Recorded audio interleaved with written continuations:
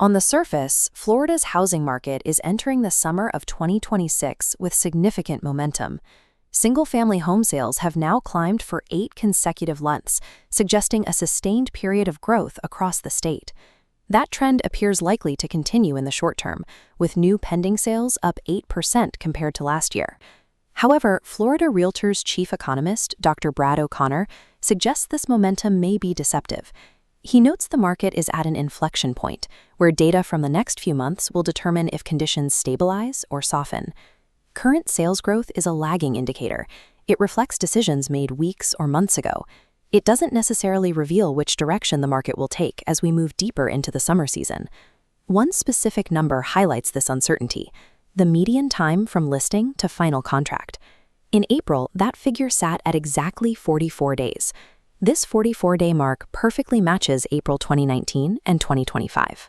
All 3 years hit the exact same median, but after hitting this point, 2019 and 2025 split in completely different directions. One steadied, while the other stretched significantly longer. This makes 44 days an unstable equilibrium. It's a point where the market historically breaks, leading either toward a period of stability or toward a shift in buyer and seller expectations. To see where 2026 might go, we have to look at those two paths. In 2019, time on the market settled into a consistent pattern, staying there for the rest of the year. This stabilization created a predictable environment. With a steady pace of sales, buyers and sellers knew exactly what to expect. But 2025 followed a different trajectory. Instead of leveling off, the time properties spent on the market grew significantly as the year progressed. As homes sat longer, the market began to soften. Inventory started to build up, changing the dynamic of negotiations and forcing sellers to rethink timelines. Because 2026 is starting at the exact same median of 44 days, the next few months will serve as a testing ground to see which historical path the current market follows. The days on market metric is more than just a timer.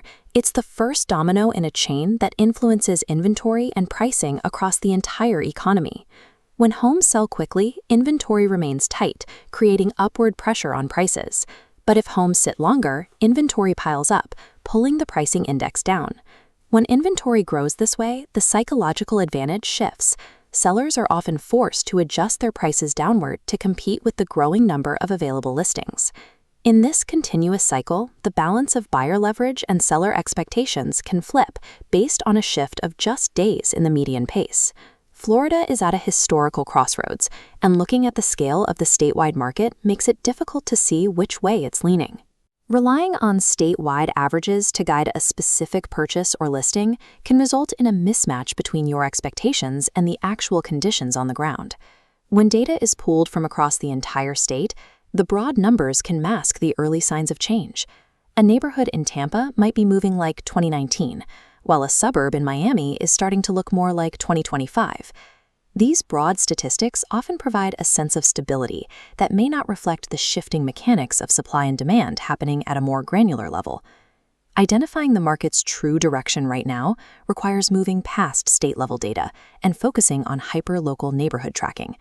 The most relevant indicators right now are found in the details: neighborhood-level inventory, recent pending sales by zip code, and the frequency of price reductions. Monitoring these micrometrics can reveal which trajectory a community is on, long before those trends are reflected in a monthly statewide report.